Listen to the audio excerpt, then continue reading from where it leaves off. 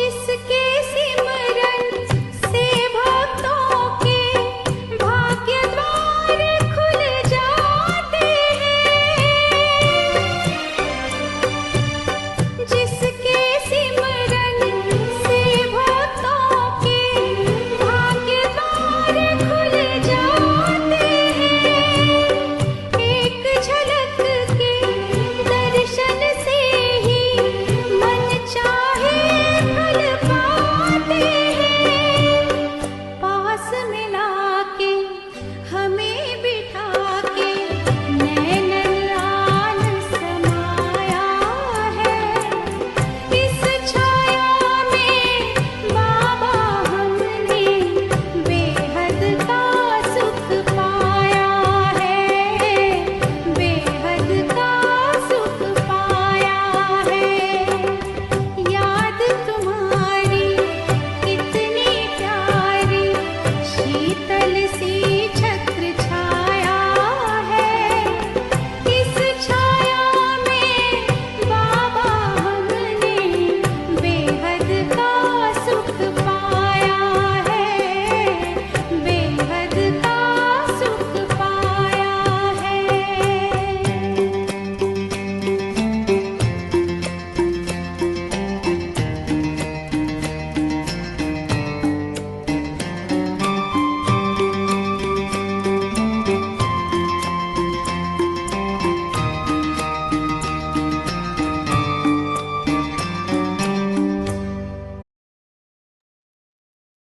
ओम शांति। अनुभव करेंगे मैं चैतन्य शक्ति आत्मा हूँ।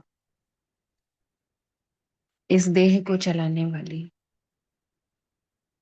मैं आत्मा अपनी कर्म इंद्रियों की मालिक महसूस करें। मुझ आत्मा से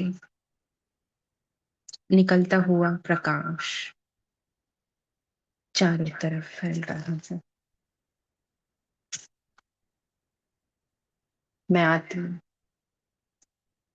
निराकार शिव बाबा की तरह निरंतर किरणें चारों तरफ दिन भर फैलाते रह रही हूँ।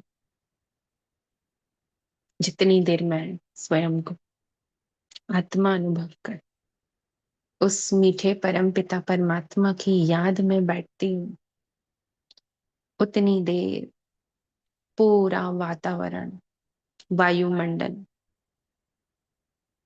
शुद्ध पवित्र परमात्मा प्रेम से भरपूर हो जाता है। अनुभव करें चारों तरफ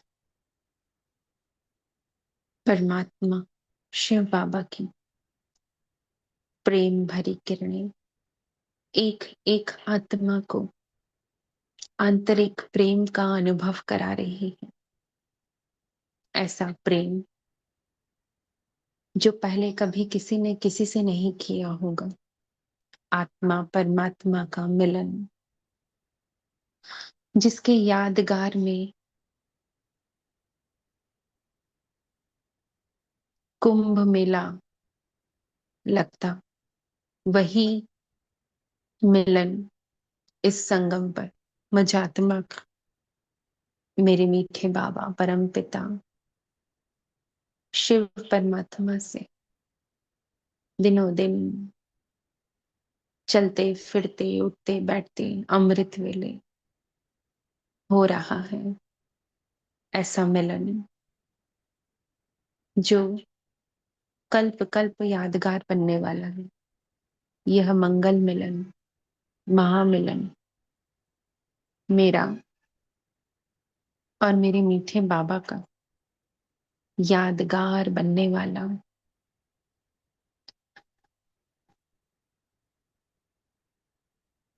अनुभव करें उस खजाने का जो इस मिलन से मुझे अनुभव हो रहा है। उस बोझ का जो इस मिलन से समाप्त हो रहा है।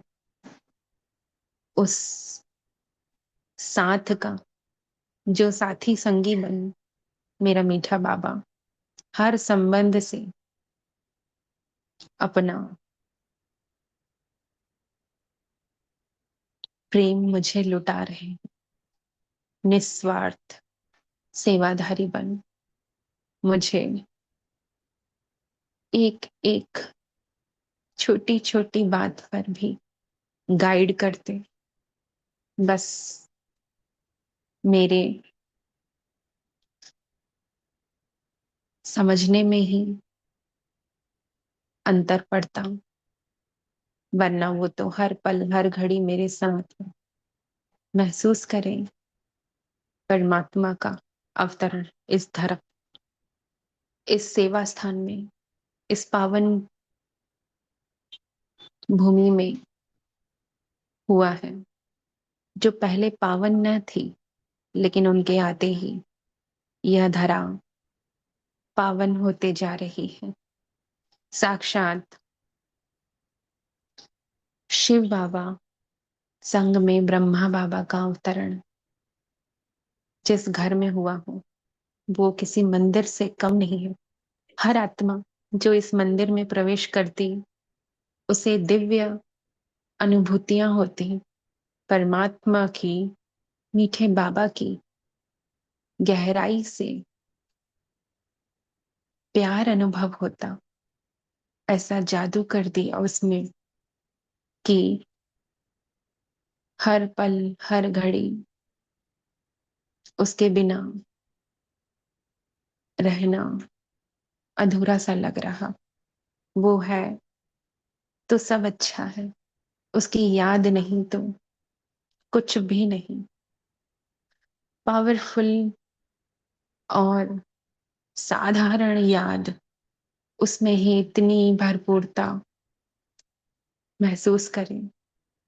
हर कर्म करते मीठे बाबा की याद में मैं आत्मा इस कदर मगन हो गई हूं कि हर कर्म उससे जोड़ कर रही, तो थकावट नहीं आ रही, केवल प्रेम मीठे बाबा के प्रति दिनों दिन बढ़ता ही जा रहा, समर्पण बढ़ता ही जा रहा, और साथ साथ दिव्य गुणों की धारणा शक्तियां भी मुझ में बढ़ती जा रही। धीरे धीरे यह कार्य आगे बढ़ रहा है।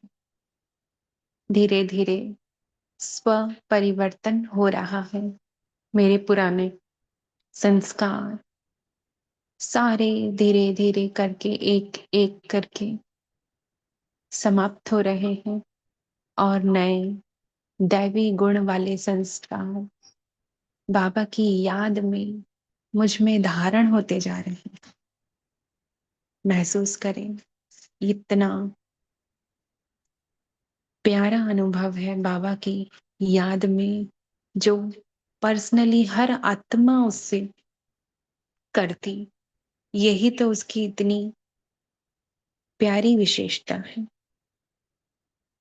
महसूस करें, बाप दादा हमारे सम्मुख आ चुके हैं, और देखें, दृष्टि देते हुए पर्सनली बाप दादा महावाक्य मुझ आत्मा को सुनाने आए हैं, और मैं आत्मा अपने इस आत्मिक स्मृति से आज के महावाक्य सुन रही हूँ। पावन चवंता अॼु जी बाबा जे महावाक्य जी तारीख़ आहे 27 जून 2026। मिठड़े बाबल ने पंहिंजे ॿारनि प्रति चयो, मिठड़ा ॿार, यादि सां ही आत्मा जो किचिड़ो निकिरी वेंदो। आत्मा जॾहिं बिल्कुलु पावन ठही वेंदी त पंहिंजे घर वञी सघंदी, छोकी घर वञण जे लाइ पावन ठहण ज़रूरी आहे, है न। छोकी विकारनि जी, कूड़ कपट जी, अभिमान जी सब लेप छेप आत्मा में ही चढ़ियल आहे। त बाबा चवनि था, याद सां जेतिरो आत्मा जो किचिड़ो निकिरंदो, ओतिरो आत्मा प्योर थींदी वेंदी, ऐं जेतिरो आत्मा प्योर थींदी ओतिरो हुनजो रास्तो परम धाम में वञण जो, है न, बाबा वटि पंहिंजे घर वञण जो खुलंदो वेंदो। प्रश्न आहे, हिन अंतिम जन्म में बाबा सां कहिड़ी डायरेक्शन,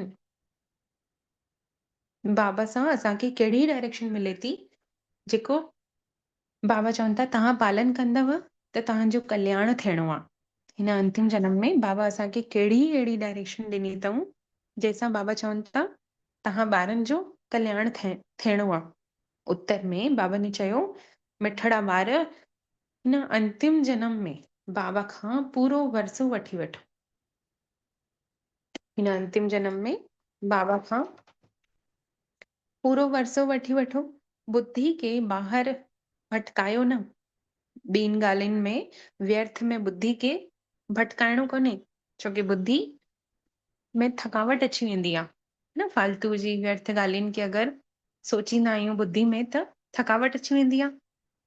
बाबा चवनि था हिन अंतिम जन्म विष खे छॾे अमृत पियो, विकारनि खे छॾे हिन अंतिम जन्म लाइ बाबा चवनि था हिकु जन्म में, केवल इहो हिकु जन्म विकारनि खे छॾे करे अमृत, इहो ज्ञान जो, याद जो, हिन अमृत जो पान कयो। हिन अंतिम जन्म में ही बाबा चवनि था तव्हांजा 63 जन्मनि जी आदतां मिटाइणी अथव तव्हांखे। इन अंतिम जन्म में ही तव्हांखे पंहिंजे 63 जन्मनि जी आदतां मिटाइणी अथव। हिन लाइ राति ॾींहुं महिनत करे दैही अभिमानी ठहो। जेतिरो राति ॾींहुं महिनत कंदासीं न पाण खे आत्मा सम्झण जो, ओतिरो बाबा चवनि था 63 जन्मनि जी जेकी आदतां पयल अथव जल्दी मिटजंदियूं, न त न मिटजंदियूं। ओम शांति। शांति धाम विश्रामपुरी आहे। हिन दुनिया सां सभु थकी विया आहिनि। शांति धाम घर आहे, उते आत्मा कोई पार्ट न वॼाईंदी आहे। अॼु बाबा नयो नालो चयो अथऊं शांति धाम लाइ। परम धाम जो कहिड़ो? विश्रामपुरी। त हिन दुनिया में जेकी हीअ पुरानी दुनिया आहे, हिन में सभु थकियल आहिनि, चाहिनि था कि असां वञी सुखधाम में रहूं वञी। इहा दुनिया कंहिंखे सुठी ई नथी लॻे। स्वर्ग खे ॾिसनि था त नर्क सां दिलि कीअं लॻाइनि। हाणे असांखे पतो पइजी वियो आहे न कि स्वर्ग में केतिरी ख़ुशहाली हूंदी, उते अकाले मृत्यु न थींदी, उते कोई कंहिंखे दुख न ॾींदो। त असांखे लॻंदो, हाणे लॻे थो कि नर्क सां दिलि कीअं लॻायूं।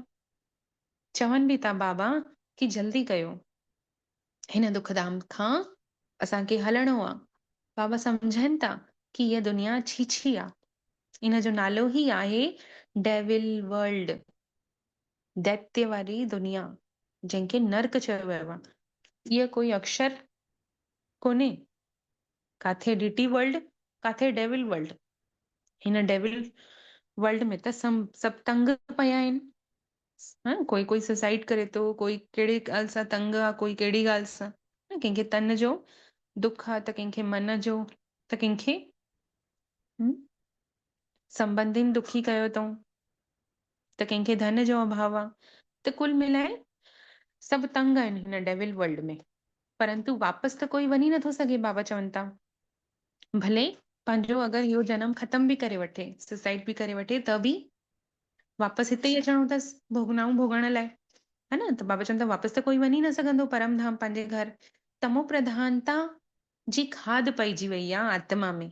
जेसिताईं उहा खाद न निकिरे त पोइ आत्मा पंहिंजे घर परम धाम वञी न सघंदी।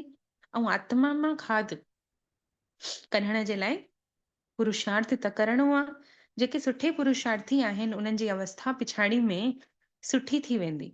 इहा पुरानी दुनिया खलास थी वेंदी। हाणे त बाक़ी थोरो समय आहे, जेसिताईं बाबा अची करे वापसि न वठी हले तेसिताईं कोई वापसि वञी बि न सघंदो।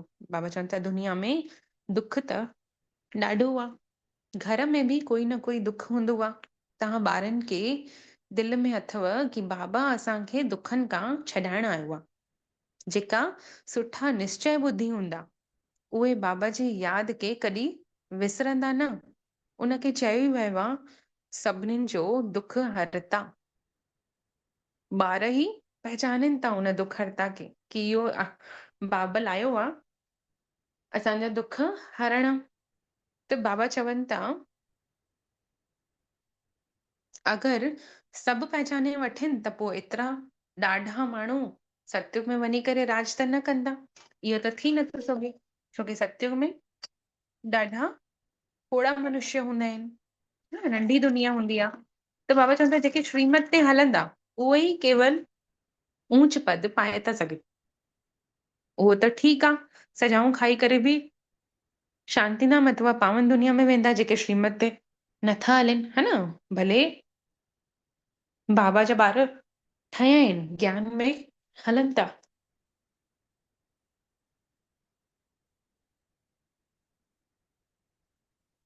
लेकिन बाबा चवनि था ऊंच पद नथा पाइनि, छोकी पुरुषार्थ नथा करनि ओढ़ो। अगरि ओढ़ो पुरुषार्थ करनि ऊंच पद पाइण जो त पाए वठंदा। ॿियो आहे पावन ठहिण बग़ैर पावन दुनिया में कोई वञी न सघंदो। हिते जेको चयो वियो आहे कि फलाणो ज्योति ज्योति समाइजी वियो, जेके सन्यासी ऋषि मुनि चयो कि तपस्या करण सां आत्मा परमात्मा में समाइजी वेंदी आहे। बाबा चवंदा ईअं त थी नथो सघे।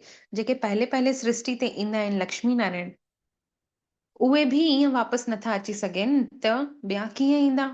इन जे लाइ हाणे 84 जन्म पूरा कया अथव। हाणे ॼणे वतो अथव कि तपस्या कयूं था असां। सभु पुकारनि बि था कि हिकिड़ो बाबा, हिकिड़ो ई ईश्वर आहे। ओ गॉड फादर चवनि बि था, ओ लिबरेटर। लिबरेटर माना जेको दुखनि खां छॾाईंदो आहे, है न। इन करे हुनखे लिबरेटर चवंदा आहियूं परमात्मा खे। ओ गॉड फादर बि चवंदा आहियूंसि, ओ दुख हरता सुख करता चवंदा आहियूंसि, है न।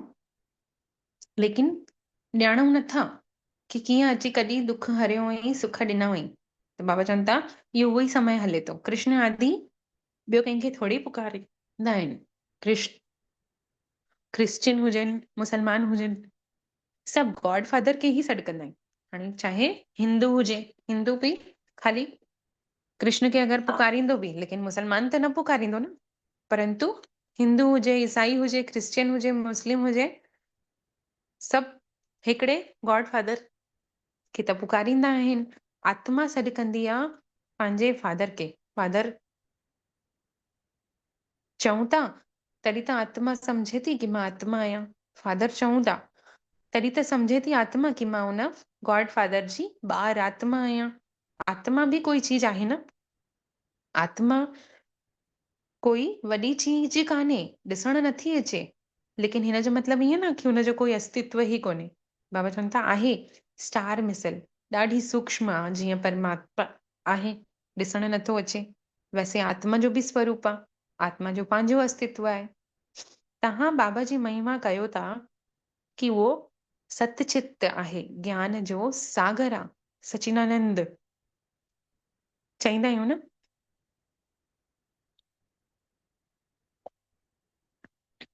सतचित आहे, ज्ञान जो आनंद जो सागर आहे, है न। कंहिंजे लाइ ॻाए थो से? परमात्मा लाइ। तव्हांजी आत्मा बि हुनजे साम्हूं उनजे समान वञी हाणे ठहे थी पई तव्हांजी बुद्धि में। हाणे पूरे सृष्टि जे आदि मध्य अंत जो ज्ञान अथव। ॿियो कोई मनुष्य मात्र इहो ज्ञान समझी न सघंदो। पूरो भारत पूरे विलायत ॻोल्हे वठो, कोई खे बि पतो कोन्हे कि आत्मा 84 जन्मनि जो पाठ वढाईंदी आहे। 84 लख त इम्पॉसिबल आहे। बाबा चवनि था 84 लख जन्म जो कोई वर्णन करे ई न सघंदो। बाबा चवनि था तव्हां पंहिंजे जन्मनि खे न ॼाणींदा हुयव, मां अची तव्हांखे ॿुधायां थो तव्हांजे 84 जन्मनि जी कहानी। पत्थर ॿुधी सम्झंदा ई न, चईंदा 84 लख जन्म आहिनि। बाबा चवनि था एतिरे 84 लख जन्मनि जी त कहानी कोई ॿुधाए ई न सघंदो। हाणे तव्हां ॼाणो था कि असां ब्राह्मण आहियूं, असां ही 84 जन्म वरितो अथसीं। ब्रह्मा ने 84 जन्म वरितो अथई, विष्णु ने बि 84 जन्म वरिता अथई। ब्रह्मा सो विष्णु, विष्णु सो ब्रह्मा, आहे त उहो हिकिड़ो ई न, ब्रह्मा विष्णु। त बाबा चवनि था ब्रह्मा खां विष्णु ठहिण में उनखे हिकु जन्म लॻेसि थो, लेकिन विष्णु खां वापसि ब्रह्मा ठाहिण में 84 जन्म लॻेसि था। पोइ वरी सरस्वती बि ईअं 84 जन्मनि जे बाद उहा सरस्वती ठहे थी। इहो बि सम्झण जी ॻाल्हियूं आहिनि। बाबा चवनि था हर 5000 साल जे बाद अची करे मां तव्हांखे सम्झायां थो कि इहो 5000 सालनि जो चक्र कीअं फिरंदो थो रहे। अनादि अविनाशी आहे इहो चक्र, है न, नॉन स्टॉप इंफिनिटी। हाणे तव्हांखे वर्णन जो बि राज बाबा ने सम्झायो अथई। हमसो जो अर्थ बि सम्झायो अथई कि असां आत्मा ही सो देवता ठहूं था, पोइ वरी असां आत्मा ही सो क्षत्रिय, असां आत्मा ही सो वैश्य, पोइ असां आत्मा ही सो शूद्र ठहूं था, पोइ असां आत्मा ही सो ब्राह्मण ठहूं था अंतिम जन्म में।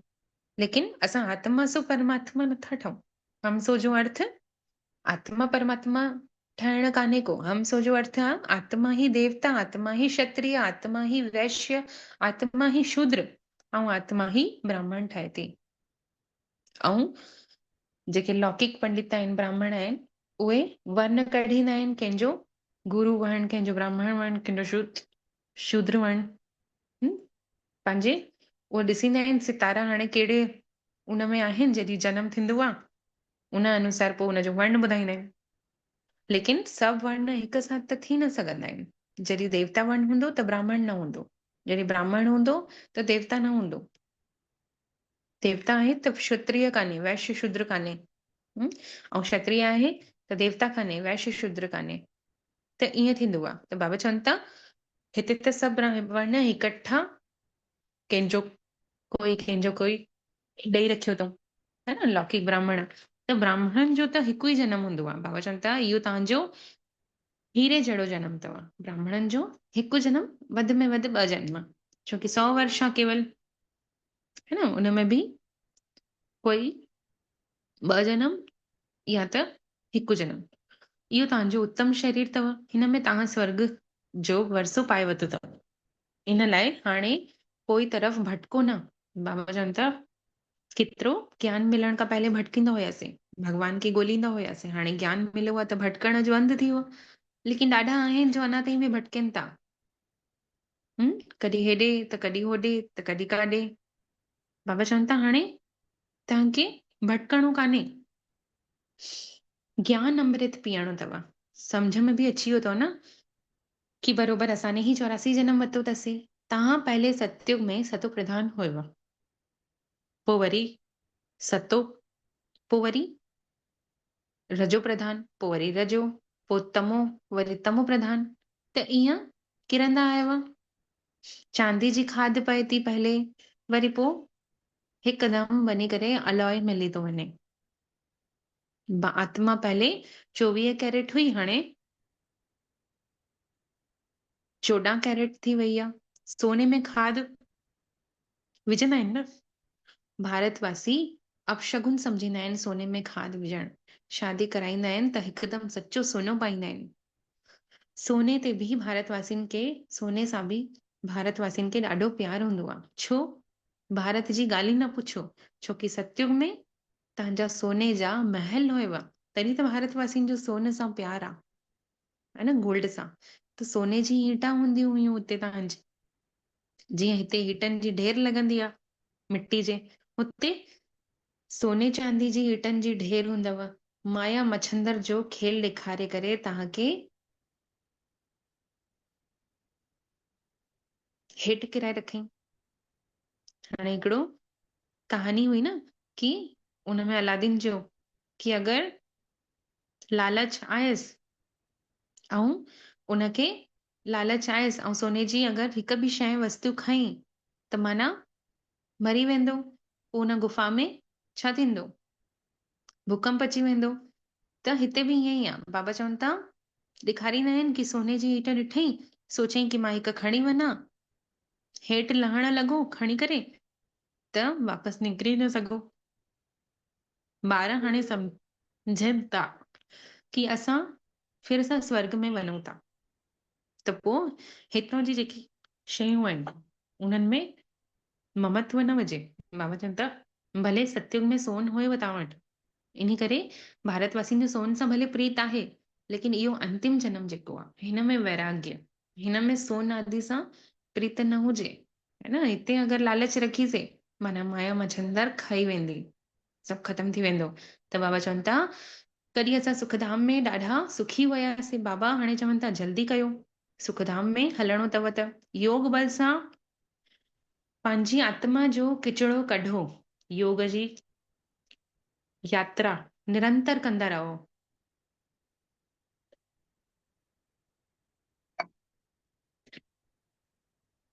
बाबा धीरज ॾियनि था, पुकारनि बि था, हे पतित पावन अचो, गाईंदा बि आहिनि न, सर्व जो सदगति दाता त हिकु ई आहे। हितां जी ही ॻाल्हि आहे, अकासुर बकासुर इहे सभु संगम जे समय में ही हूंदा आहिनि। सतयुग में कोई अकासुर बकासुर असुरी दुनिया न हूंदी आहे, जॾहिं देवी दुनिया हूंदी आहे, है न। जॾहिं देवता हूंदा आहिनि त असुर न हूंदा आहिनि, ऐं जॾहिं असुर हूंदा आहिनि त देवता न हूंदा आहिनि। लेकिन हिकु संगम युग ई आहे जंहिंमें असुर ऐं देवताउनि जी लड़ाई लॻी। ऐं असुर केरु आहिनि? असांजा ही बुरा वीचार, ऐं देवता असांजा सुठा वीचार। त हुन ॿिन्हिनि जी लड़ाई थिए थी न संगम ते। त बाबा चवनि था मां कल्प कल्प संगम ते अचां थो, जॾहिं पूरो झाड़ जड़ जड़ीभूत अवस्था खे पाए वरितो अथई। त हाणे ॼाणो था कि सतयुग में हर शइ सतो प्रधान हूंदी आहे। हुतो जा पंछी जानवर सभु उते सतो प्रधान, है न। बाक़ी जेके हिंसक हूंदा उहे हुते हूंदा ई न। वॾे माण्हुनि वटि सुठी सफ़ाई हूंदी आहे, उन्हनि जो रहण जो स्थान फर्निचर आदि ॾाढो सुठो हूंदो आहे। तव्हां बि एतिरे ऊचा देवी देवता ठहो था, हुते कोई छीछी चीज हूंदी ई न। हिते त मच्छर आदि ॾिसो केतिरे प्रकार जी बीमारियूं गंदगी फैलाइनि था। हुते मच्छर आदि बि न हूंदा। गावड़े में ॾिसो केतिरा गंदगी हूंदी आहे। वॾे वॾे शहरनि में वरी बि गंदगी घटि हूंदी आहे, छोकी उते ॾाढा माण्हू आहिनि त अञा गंदगी वधे थी पई। जेतिरी सफ़ाई थिए थी ओतिरी गंदगी बि थिए थी रोज। बाबा चवनि था तव्हां पूरे विश्व जा मालिक ठहो था। माण्हू ॻाईंदा बि आहिनि न कि घटी में ब्रह्मा घटी में विष्णु, घटि ही में 9 लख तारे, ब्रह्मा सो विष्णु ठहे थो, विष्णु खां गॾु वरी सितारा बि आहिनि। सतयुग में इहे देवता ठहनि था त केवल अकेले थोड़ी ठहींदा, इहे लक्ष्मी नारायण उन सां गॾु तव्हां सितारा बि वेंदव। इन लाइ विष्णु सां गॾु सितारा ॾेखारा अथई। झाड़ पहले नंढो हूंदो आहे, पोइ वरी वृद्धि खे पाईंदो आहे। सतयुग में त ॾाढा थोड़ा हूंदा, मिठी नदियूं जे मथां तव्हांजा महल हूंदव। हिते नदियुनि मां ॾिसो केतिरा केनाल निकिरनि था, हुते केनाल आदि थोड़ी हूंदा। उते त मुठी जेतिरा माण्हू हूंदा बस। त एतिरनि जे लाइ गंगा यमुना त खोड़ आहे। उन ई नदियुनि जे आसपास उहे रहंदा। 5 तत्व बि देवताउनि जा गुलाम हूंदा आहिनि। कॾहिं बि बेक़ाइदे बरसाति न पवंदी, कॾहिं नदी उछल न खाईंदी। नाम ही जंहिंजो स्वर्ग आहे। हाणे चयो वियो आहे स्वर्ग जी आयु एतिरा लख वर्ष आहे। अच्छा, भला उते केरु राज्य करे थो पियो इहो त ॿुधायो। अगरि स्वर्ग जी आयु लख वर्ष आहे या कोई अगरि आत्मा शरीर छॾे थी त चऊं था फलाणो स्वर्ग पधारे हो। त बाबा पुछनि था कि हुन खां पुछो कि जाॾे उहे विया आहिनि उते भला केरु केरु थो राज्य करे ॿुधायो। केतिरो गपोड़ो मारनि था कोई त। तव्हां ॼाणो था इहो कल्प पहले मुआफ़िक पाठ वॾाइनि था। रुद्र ज्ञान यज्ञ में अनेक प्रकार जा असुरनि जा विघन पवणा आहिनि। पोइ वरी मनुष्य सम्झनि था कि असुर मथां गंद गोबर आदि विझनि था। रामायण में ॾिठो अथसि न कि जॾहिं राम ऐं लक्ष्मण वेंदा आहिनि पंहिंजे गुरू सां गॾु कंहिंखे असुरनि जो ख़ात्मो करणु, जॾहिं असुरनि पतो पयुसि कि असुरनि देवताउनि खे तंग करे रखियो अथऊं त वेंदा आहिनि। त पोइ जॾहिं वेंदा आहिनि ॾींहं जे समय लड़ाई कंदा आहिनि ऐं राति जे समय यज्ञ रचींदा आहिनि कि असांजी लड़ाई में असां जीत प्राप्त कयूं। त यज्ञ जो रचींदा आहिनि।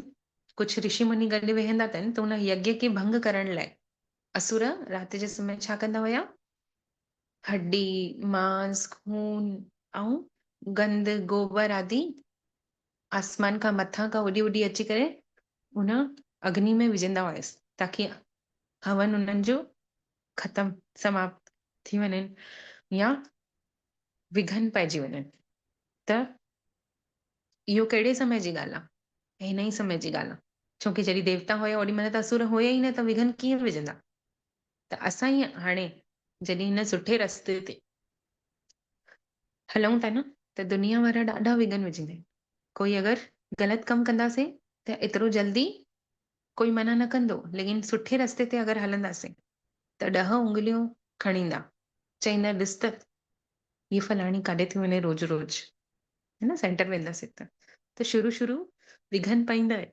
लेकिन धीरे धीरे जॾहिं असां आत्मा जी, असां सम्झंदा आहियूं न, बाबा खे असां यादि कंदे कंदे असांजी आत्मा जी जॾहिं पाप कर्म घटिजंदा वेंदा आहिनि, त उहे ई माण्हू जेके पहले उंगली खणंदा हुया, उहे ई पोइ गुलनि जी हार पाईंदा आहिनि, है न। एतिरो चेंजिस असांने महसूस कयो अथसीं न, तॾहिं त विश्वास ऐं निश्चय वधियो आहे बाबा में, कि अरे बाबा ईअं कीअं थी सघंदो आहे? जंहिंने ॻाल्हियूं है न, जंहिंने ॻाल्हि गंद ॾिनई कहिड़े समय में, एतिरो धिक्कारई, उहो ई अॼु असांखे गुलनि जी माला था पाइनि। गुलनि जी माला पाइण माना पंहिंजे शब्दनि सां गुल था वरसाइनि, है न, हेॾा मिठो ॻाल्हाइनि था, मिठा शब्दनि सां। त बाबा छा था चवनि? थोरो सहन करणो त पवंदो ई न। जंहिंने सहन कयो पोइ उहो मूर्ति ठही वई, है न। जीअं मंदिर में बि जंहिं पत्थर ने ज्यादा मार 6 हथौड़े जी सही, त उहो मूर्ति ठही वई। ऐं जेको पत्थर टुटी पियो त उहो सीढ़ी में उनखे लॻाए रखियूं। त बाबा चवंदा तव्हां पंहिंजे बाबा खे ऐं वरसे खे यादि कंदा रहो। मार खाइण जे समय बि बुद्धि में यादि हुजेव हिकु शिव बाबा। बाबा चवंदा इहो अंतिम जन्म तव्हांखे पवित्र रहणो आहे। अगरि विकारनि जे लाइ मार बि पएव थी त सहन कयो। सिर्फ़ु इहो यादि कयो कि हिन समय बुद्धि में असां शिव बाबा जी यादि में आहियूं ऐं शिव बाबा जे लाइ सहन था कयो। त बाबा चवनि था तव्हांखे बुद्धि में ज्ञान अथव। कंहिंखे त फांसी में चढ़ाए रखींदा आहिनि त पादरी चईंदा आहिनि कि ओ गॉड फादर इनखे रहम करेसि, ऐं जेको फांसी में लटकंदो आहे हुनखे चईंदा आहिनि कि परमात्मा खे यादि कयो। ईअं न चईंदा कि क्राइस्ट खे यादि कयो। इशारो गॉड लाइ ही कंदा कि गॉड फादर को यादि करो। वो एतिरो लवली आहे जो उनखे सभु पुकारनि था, चाहे कोई जंहिंखे फांसी लॻे थी, विकारी, पाप आत्मा आहे चाहे पुण्य आत्मा आहे, सभु उन हिक खे ई पुकारनि था। हाणे देही अभिमानी ठाहिण में ही महिनत आहे। 63 जन्म तव्हां देह अभिमान में हुयव, द्वापर युग खां देह अभिमान में हुयासीं। हाणे हिकु जन्म अधु कल्प जी इहा आदत तव्हांखे मिटाइणी अथव हिन हिकु जन्म में। ॾिसो समय केतिरो थोरो आहे। 63 जन्मनि जी आदतूं हिकु जन्म में मिटाइणी आहे, त हुनजे लाइ केॾी महिनत करणी पवंदी। ईअं ई न वेंदा उहे संस्कार। अगरि असां चऊं कि असां कल्ह अमृत वेलो कयोसीं, हाणे 2-3 ॾींहं न कयूं था हले, वापसि उहे पुराना संस्कार जागृत थींदा वेंदा। असां सभिनीनि ने अनुभव कयो अथसीं न। त बाबा बि चवनि था कि हिन हिकु जन्म में पूरे अधु कल्प जी आदतूं मिटाइणी आहिनि, त सोचो केतिरी महिनत करणी आहे। तव्हां ॼाणो था कि देही अभिमानी ठहण सां असां स्वर्ग जा मालिक ठही वेंदासीं। केतिरी ऊंची प्राप्ति आहे। त राति ॾींहुं हिन कोशिश में रहणो पएव। मनुष्य धंधे आदि जे लाइ बि केतिरी महिनत कंदा आहिनि। आमदनी में माण्हुनि खे झुटको या उबासी ईंदी अथनि छा? न ईंदी अथनि। अधु राति जो बि कोई वापारी अगरि अची वेंदो, कोई वापारी वटि या कोई कस्टमर अची वेंदो, त वापारी छा कंदो? पंहिंजी निंड फिटाए पंहिंजे वापार में संभालण हली वेंदो, त निंड उबासी गायब थी वेंदसि। कोरोना जे समय ॾिठोसीं न, राति जे समय केवल, छोकी ॾींहं जे समय ज्यादा ॼणा घुमनि पिया, इन करे ज्यादा कॉन्टेक्ट न थिए करे राति जे समय केवल 2-3 घंटनि लाइ कि 4 घंटनि लाइ दुकानूं खुलनि पियूं जेके वापारी हुया उन्हनि जूं। त उन समय में उन्हनि जो धंधो थियनि पियो, त ओॾी महिल बि निंड पाणी पंहिंजी मिटाए करे बिना थकावट जे कीअं दुकान खोलणा, अधु राति जो बि हली पिया वञनि। 12 से 2, है न, ईअं फिक्स टाइम हुयो। सुबुह जो 4 से 6, त असुर जो वञी करे दुकान खोले करे वेहनि पिया। त उनमें बि उन्हनि खे छोकी कमाई थिए थी, त बाबा चवनि था कमाई करण वारे खे उबासी या झुटको न ईंदो आहे, पैसे जी ख़ुशी हूंदी अथनि, थकावट न थींदी अथनि। बाबा बि अनुभवी आहे न, त असां बि हिते छा था कयूं पिया, इहो यादि सां असांखे कमाई थिए थी। अगरि ईअं सम्झूं न त झुटको घुटको न अचे अमृत वेले। राति जो स्टीमर्स ईंदा आहिनि, अची करे माल ख़रीद कंदा आहिनि, त जेसि ताईं ग्राहक जी जेब ख़ाली न करे तेसि ताईं उनखे छॾणो कान्हे। बाबा ने बि रथ पूरो अनुभवी वरितो अथई, त इहो रथ छा कंदो आहे, ब्रह्मा बाबा जेसि ताईं पूरे बाबा खे ख़ाली न करे वठंदो आहे तेसि ताईं हुनखे यादि कंदो रहंदो आहे।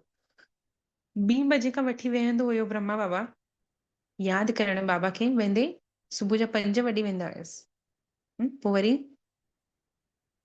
पंहिंजो नियम सनानु पानी करे वरी मुरली ॿुधाइण जे लाइ हली वेंदा हुया। काथे? हिस्ट्री हॉल में। त बाबा चवनि था गावणे जो छोरो बि हुयो न इहो, नंढड़े से गांव में हुनजो जनम थियो अथसि। 10 आने मना अनाज विकिणींदो हुयो, 10 आने मण अनाज विकिणंदो हुयो। हाणे त ॾिसो विश्व जो मालिक थो ठहे।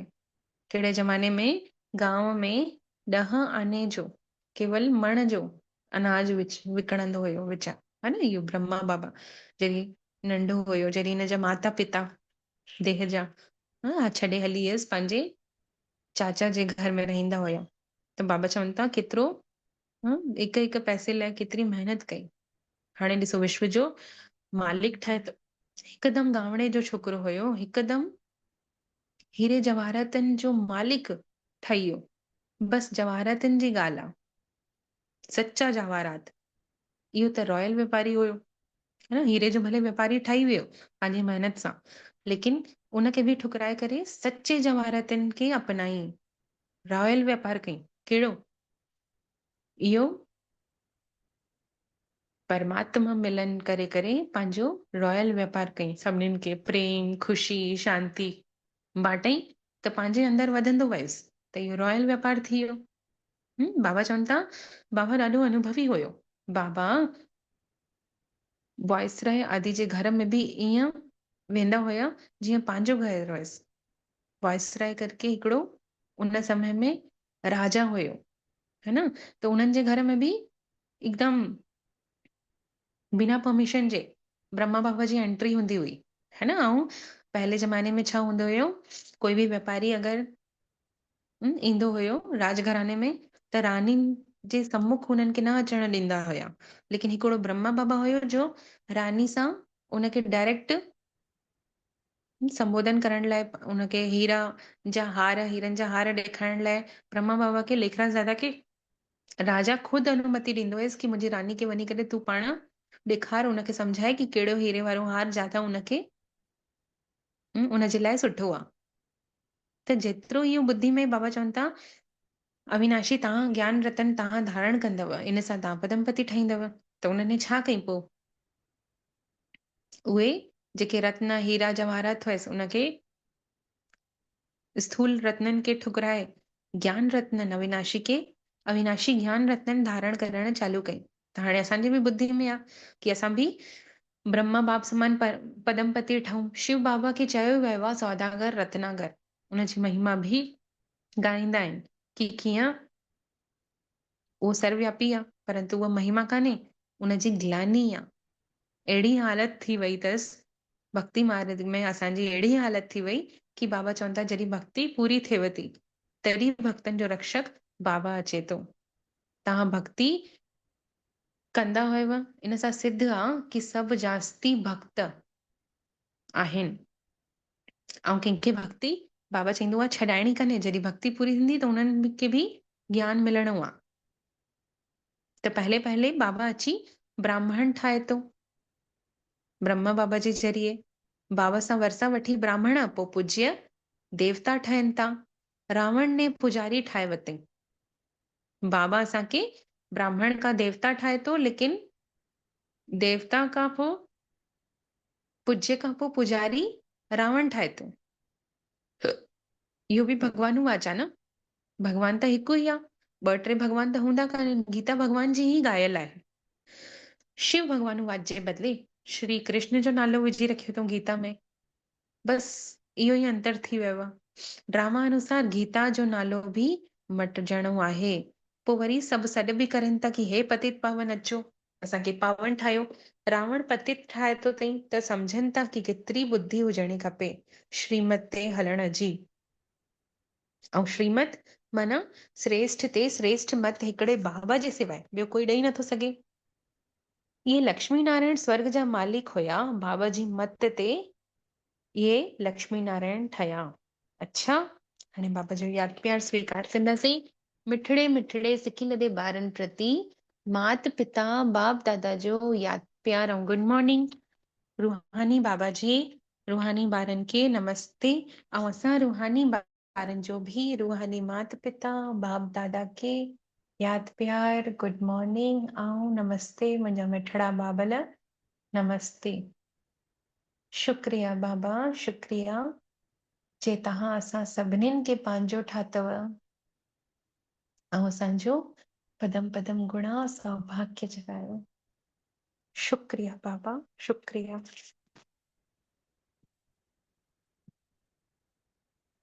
धारणा जे लाइ मुख्य सार आहे। पहिरियों, इन हिक जन्म में 63 जन्मनि जा पुराना देह अभिमान जी आदतां मिटाइण जी महिनत करणी आहे।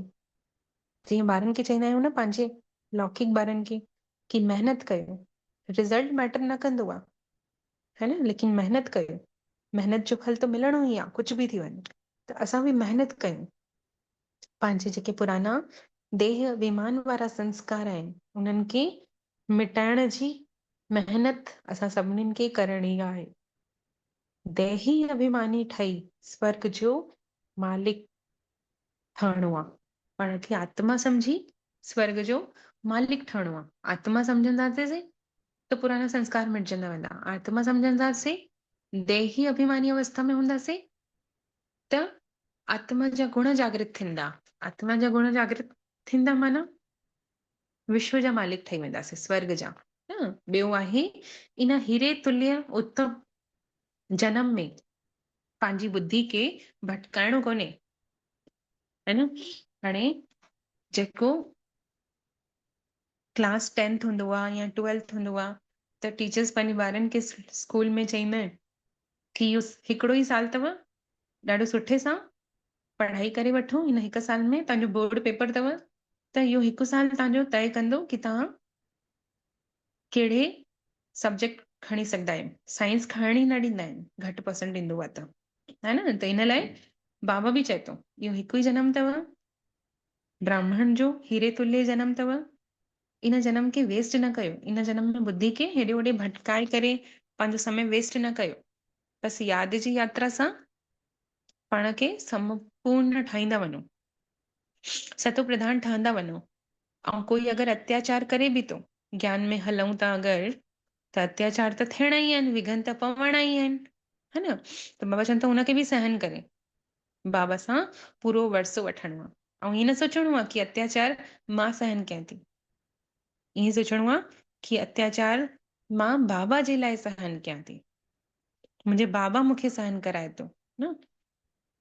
हाणे अनुभव कंदासीं निराकार शिव बाबा परम धाम मां ब्रह्मा तन में सूक्ष्म वतन में अवतरित थी हेठि हिन सेवा स्थान में अची चुका आहिनि ऐं निरंतर दृष्टि ॾियनि था। ब्रह्मा बाबा जो लाइट जो हथ असांजे मस्तक ते आहे, अनुभव कयूं।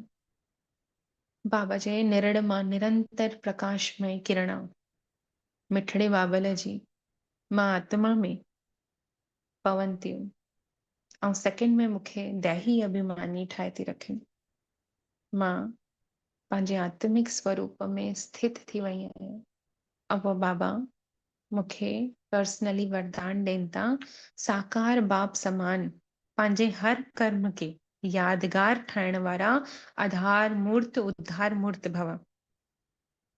जीअं साकार ब्रह्मा बाबा हुयो, उन वांगे पंहिंजो हर कर्म यादगार ठाहिण वारा आधार मूर्त उद्धार मूर्त भव।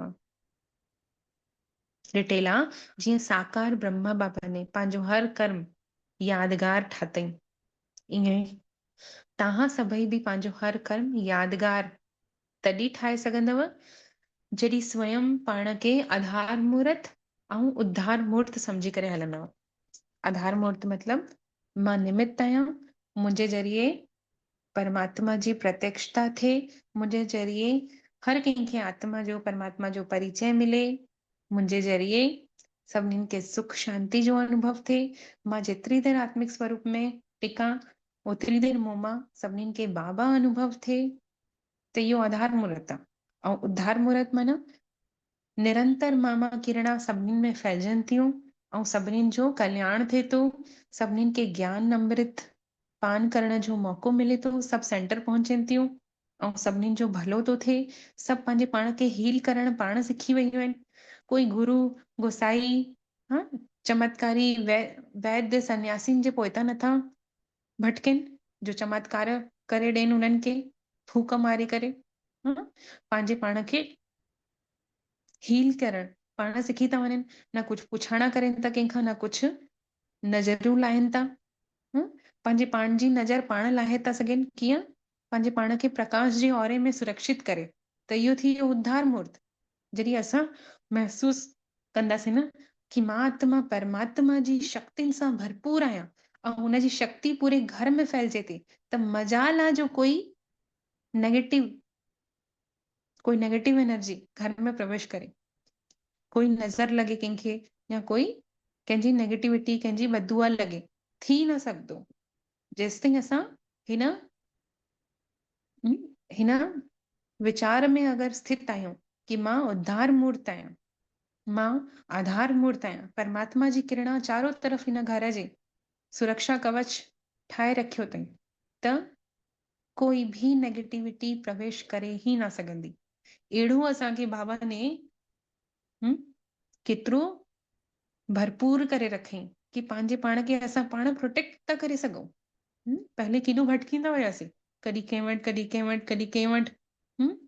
हाणे त बिल्कुलु ई पंहिंजे हथनि में ई पूरो अची करे सभु शयूं ॾेई रखई कि वठो इहो तव्हांजो अस्त्र अथव शस्त्र अथव, हलायो जीअं हलाइणो अथव। छा आहे असांजो अस्त्र शस्त्र?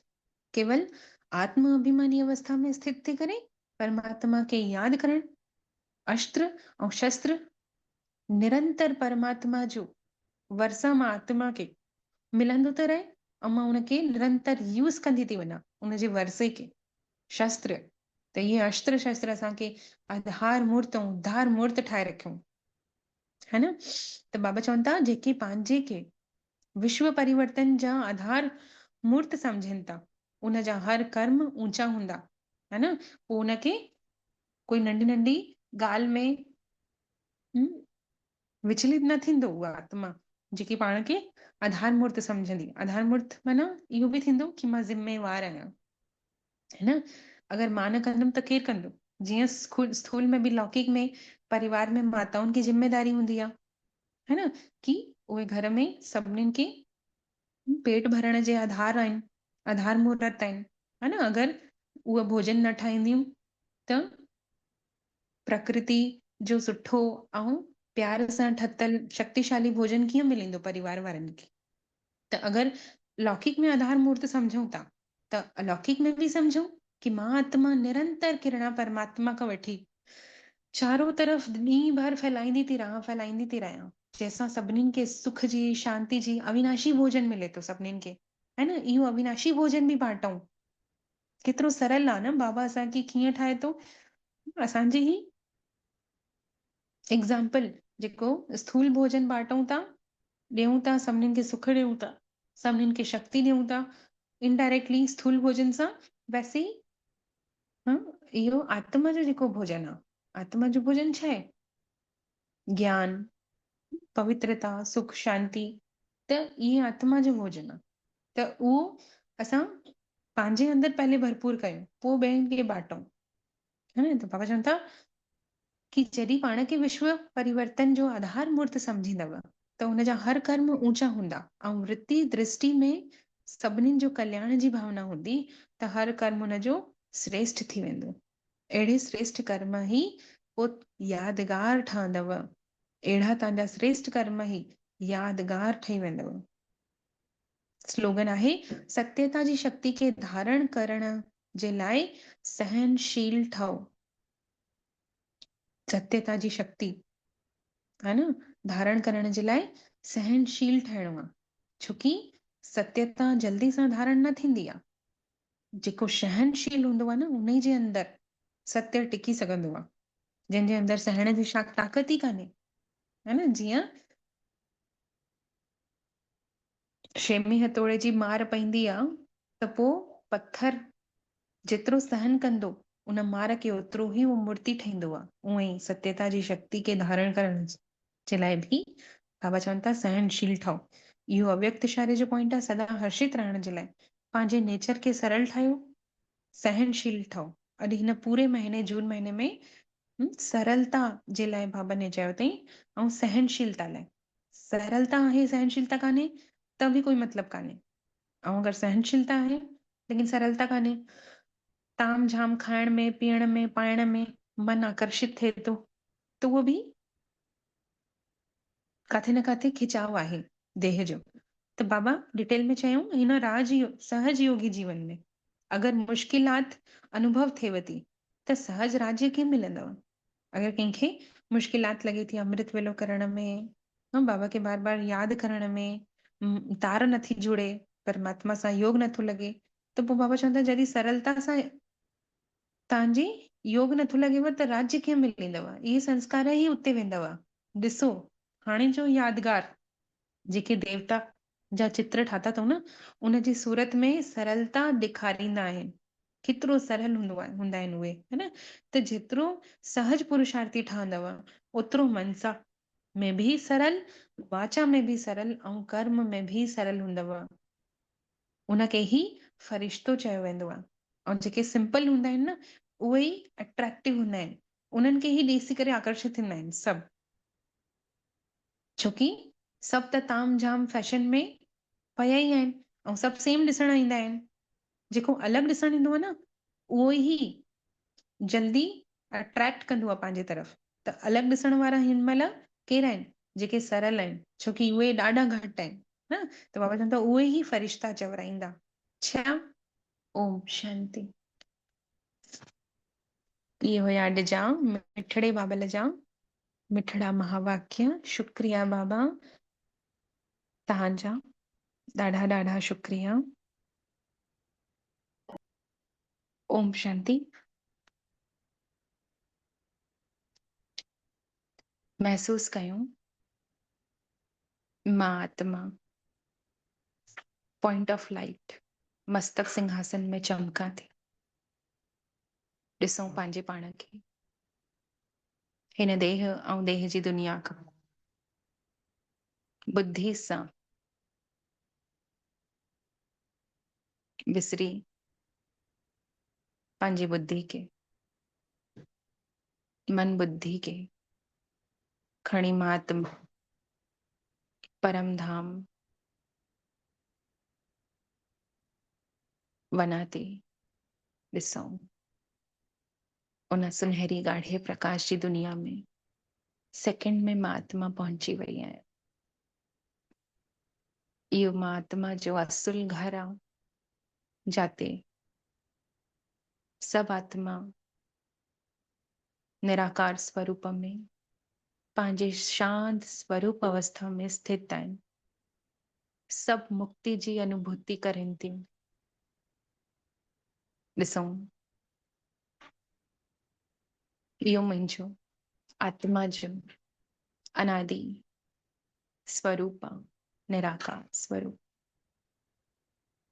मां आत्मा ही सभिनीनि खां पहिरां हिन धरा ते लथी हुयमि ऐं देवी देवता जे वर्ण में लथी हुयमि। ॾिसूं मथां चमकंदो सितारो हेठि लहे थो ऐं हेठि अची देवी देवता जे चोले में धारण कई।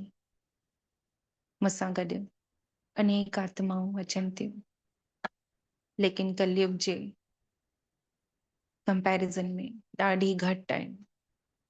उहा ॾाढी नंढी दुनिया आहे। सभु देवताई चोले में हूंदे बि पंहिंजे आत्मिक स्मृति में आहिनि हुते। हुते प्रकृति भी असां देवताउनि जी गुलाम हुजे थी।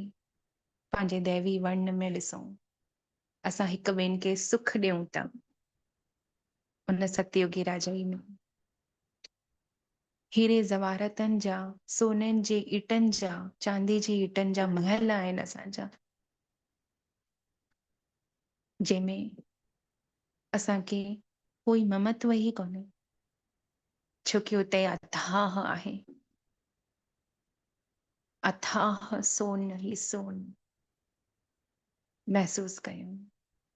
धीरे धीरे असां जी ॿ कलाऊं घटि थियूं ऐं असां क्षत्रिय वर्ण में आयासीं।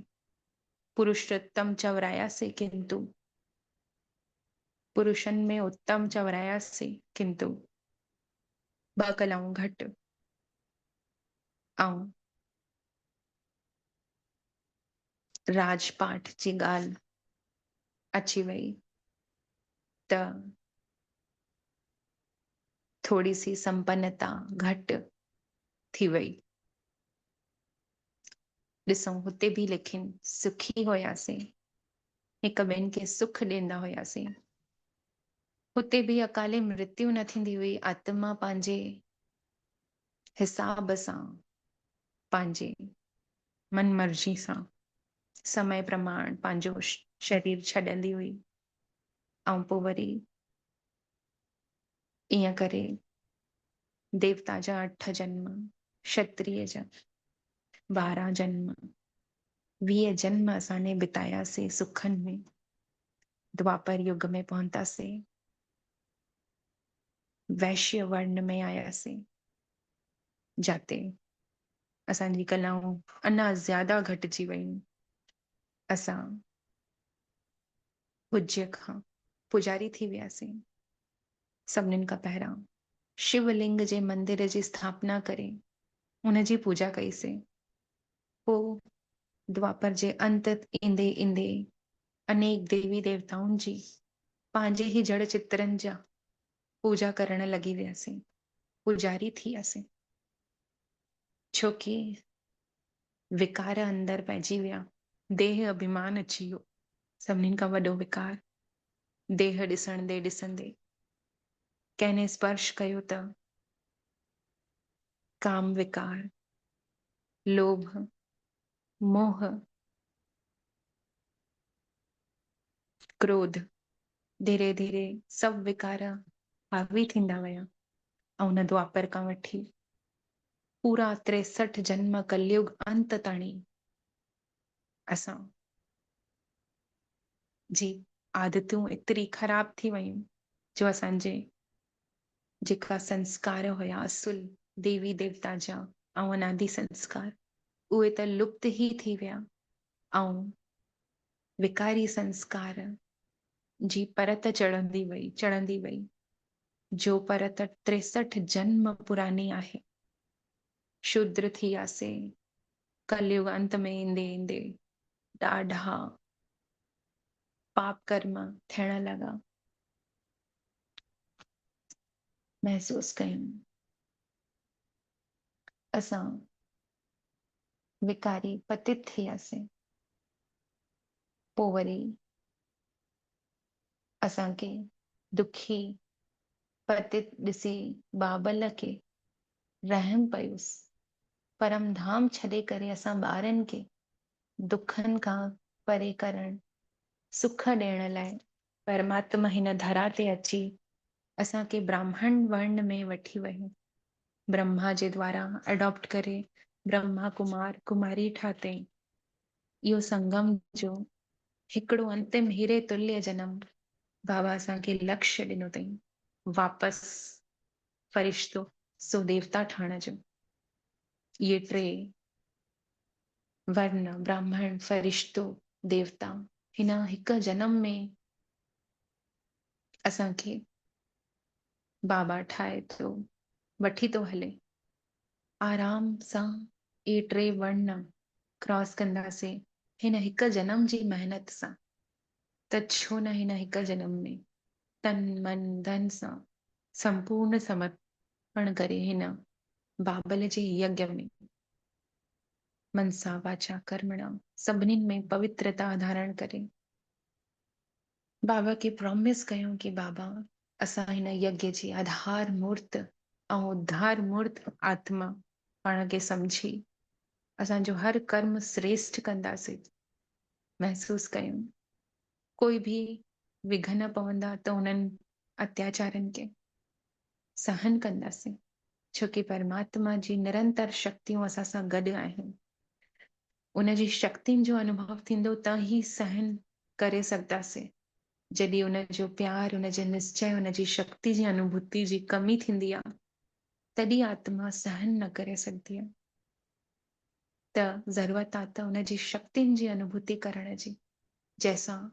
सहनशीलता जो गुण ऑटोमेटिक ईंदो वेंदो आहे ॾिसो ब्राह्मण सो फरिश्ता थी वियासीं पतो ई न पियो जाॾे जंहिंखे जहिड़े समय में ज़रूरत आहे उते फरिश्तनि स्वरूप में पंहिंजे पहुची उनजो सहयोग करे अची था वञूं पूरे विश्व खे परमात्मा जी किरणनि सां प्रकाशित कयूं था हिक हिक आत्मा खे सुख ॾियण जे निमित्त ठहूं था असां फरिश्ता सो ॾिसूं वरी पोइ फरिश्ता असां वापसि परमधाम पंहिंजे घर मिठे पतित खां पावन ठही करे हली था वञूं छोकी बिना पावन ठही पंहिंजे घर हली न सघंदासीं आत्मा में जेको खाद किचड़ो हिन ब्राह्मण जन्म में ही सभु कट लाइणी आहे ऐं प्योरिटी खे धारण करे पंहिंजे घर हलणो अच्छा ओम